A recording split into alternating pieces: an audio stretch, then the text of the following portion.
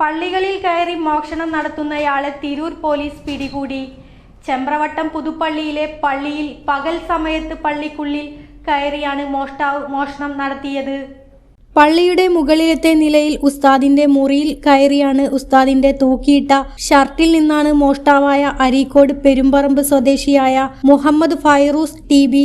എന്നയാളാണ് പൈസ മോഷ്ടിച്ചത്. പള്ളി ഭാരവാഹികളുടെ പരാതി പോലീസ് കേസ് രജിസ്റ്റർ ചെയ്ത് പ്രതിയെ പിടികൂടുകയുണ്ടായി. പ്രതിയെ പറ്റി കൂടുതൽ അന്വേഷിച്ചതിൽ ഇയാൾക്ക് കണ്ണൂർ, അരീക്കോട്, മലപ്പുറം എന്നിവിടങ്ങളിൽ കളവു കേസുകൾ ഉള്ളതായി അറിവായിട്ടുണ്ട്.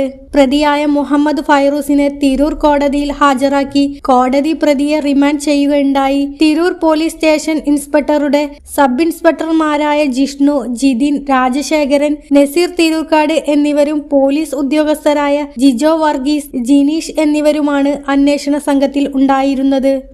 ന്യൂസ് 99 തിരൂർ. വർഷത്തെ വിശ്വസ്ത പാരമ്പര്യവുമായി എന്നും എപ്പോഴും കൂടെയുണ്ടെന്ന വിശ്വാസം.